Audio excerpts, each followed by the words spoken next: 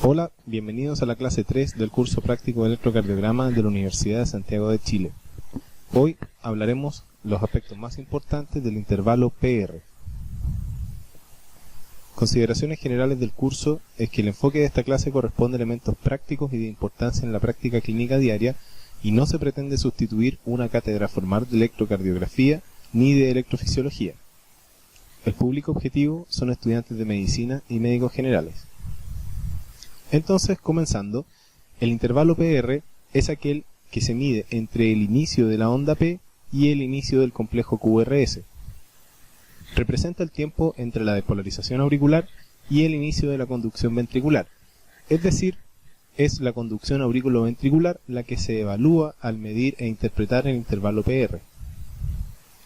Siempre ha de ser isoeléctrico, es decir, tiene que estar en la misma línea de base que se encuentra el intervalo TP, que vamos a ver más adelante. Acá tenemos algunos detalles del intervalo PR. Como podemos ver en la imagen que vamos a hacerle un zoom, este mide entre 0,12 y 0,20 segundos o 120 y 200 milisegundos. Como dijimos, se mide desde el inicio de la onda P hasta el inicio del complejo QRS. En esta otra gráfica podemos ver representadas las distintas fases que ocurren dentro del intervalo PR. Como podemos ver en un color verde, aparece la depolarización o la activación del nodo sinusal que ocurre previo al inicio de la onda P. Luego en un color rojo se representa la onda P, es decir, la depolarización auricular. En celeste podemos observar la activación del nodo AB, pero lo importante es este recuadro punteado que parte dentro de la onda P. El nodo AB empieza a activarse casi al mismo tiempo que se activa la onda P, pero este pequeño delay de conducción del nodo auriculoventricular es lo que permite que la contracción auricular y la contracción ventricular ocurran desincronizadamente, lo cual permite que la función de bomba del corazón pueda ocurrir. Si esto no ocurriera, la depolarización de las aurículas y de los ventrículos sería al mismo tiempo, generando un gasto cardíaco considerablemente bajo. Posteriormente, podemos observar la activación de las de His, las ramas derecha e izquierda y finalmente las fibras de Purkinje.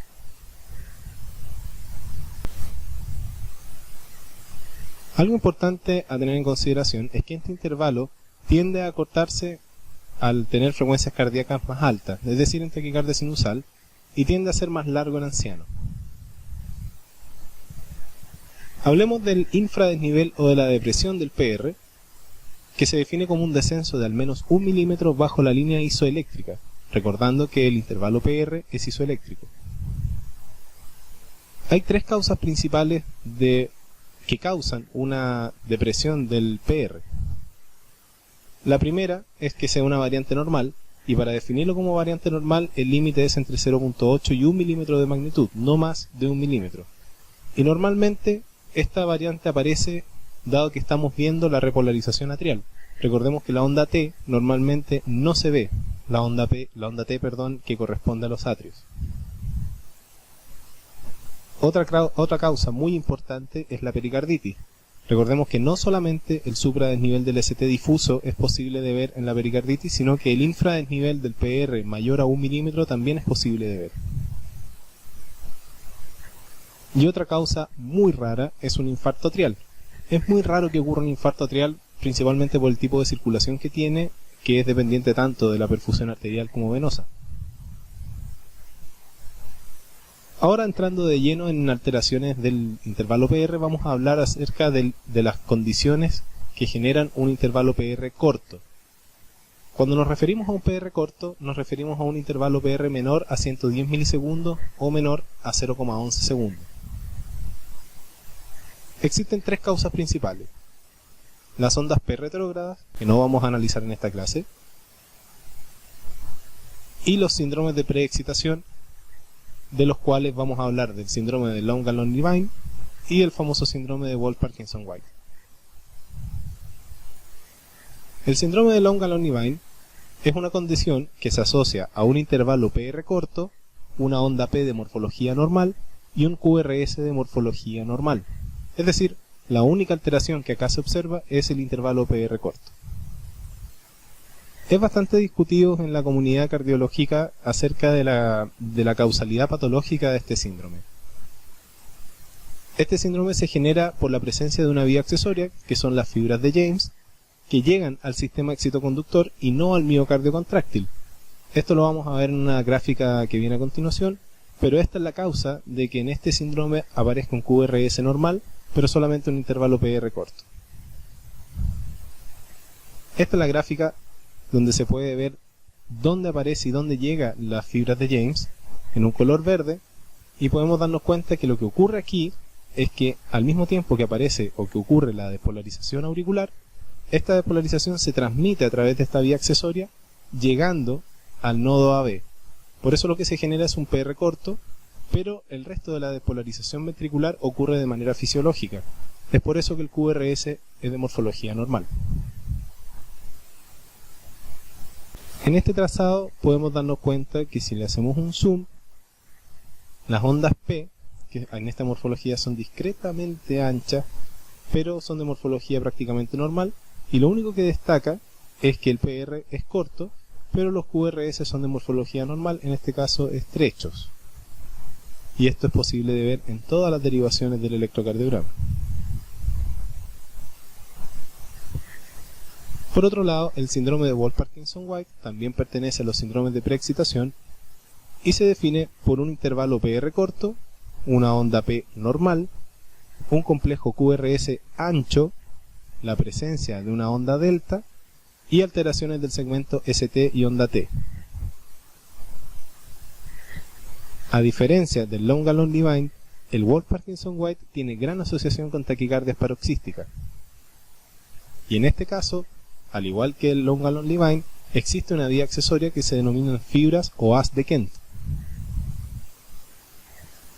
A diferencia del Long-Alone-Levine, el Wolff-Parkinson-White y el as de Kent desemboca en un miocardio contráctil, y a causa de la desembocadura de este as provoca un QRS ancho que es generado a su vez por la presencia de una onda delta.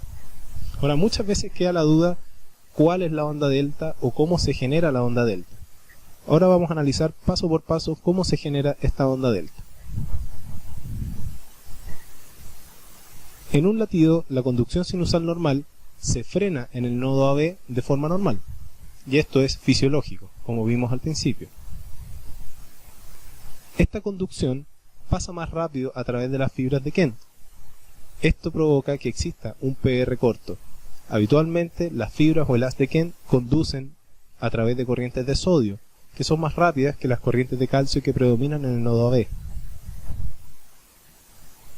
Este impulso viaja más rápido al miocardio contráctil, lo que produce el PR corto, pero el miocardio contráctil no es un miocardio especializado en la conducción eléctrica, por lo tanto, al llegar a esta conducción se genera un retardo en la depolarización ventricular inicial, y esa es la onda delta que podemos ver en la gráfica superior. Esto provoca la existencia de un QRS ancho. Mientras tanto, el impulso que sigue la vía normal ya termina de cruzar a través del nodo AB, y esto después se depolariza a través del sistema excitoconductor, haz de His, las ramas derecha e izquierda y la red de Purkinje, y esto anula, entre comillas, la onda que viene a través del haz de Kent, que es mucho más lenta, y eso genera que el final del complejo QRS tenga morfología normal. Es por esto que solo el inicio del QRS tiende a ser ancho y luego tiene la morfología normal. Existen tres tipos de Wolff-Parkinson-White, el tipo A, B y C. El Wolff-Parkinson-White tipo A tiene un QRS que es primariamente positivo en todas las derivaciones precordiales de B1 a B6. Es posible dibujar, entre comillas, una A en B1, como podemos ver en la figura, y este tipo de Wolff-Parkinson-White se asocia a la presencia de las fibras de Kent en el corazón izquierdo. Este es un electrocardiograma que muestra un síndrome de Wolff-Parkinson-White tipo A. Como podemos ver, tiene un tiene un intervalo PR corto, tiene un QRS ancho, presencia de onda delta, Y además el QRS es predominantemente positivo en las derivaciones precordiales, en todas. Si bien en B1 uno podría decir que es algo isobifásico, pero la verdad es que de B2 a B6 es prácticamente positivo. El Wolff-Parkinson-White tipo B es un QRS que es negativo en B1 y B2, pero es positivo en el resto de las derivaciones precordiales, donde es posible ver alteraciones en la repolarización. Este tipo de Wolff-Parkinson-White genera una especie de confusión si es que no lo extrapolamos al paciente, puesto que puede simular una morfología de un bloqueo completo de rama izquierda, o una gran onda Q, entre comillas, donde acá la clave es que la tendencia del QRS tiende a ser ancho inicialmente y después tiende a tener morfología normal. Y el tipo C tiene un QRS positivo de B1 a B4 y negativo en las derivaciones laterales B5 y B6. Es similar al tipo A, pero como dijimos, no todas las derivaciones son positivas y este es muy raro.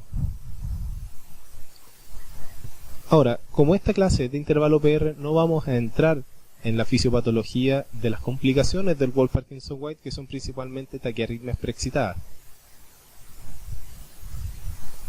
Pueden ocurrir una variedad de patrones increíbles, principalmente las taquiarritmias que son de tejido auricular que se conducen por una vía accesoria, en el cual muchas veces nosotros lo denominamos taquiarritmias preexcitadas, como dijimos inicialmente, o las mismas taquiarritmias que se condicionan en la presencia del Wolff-Parkinson-White.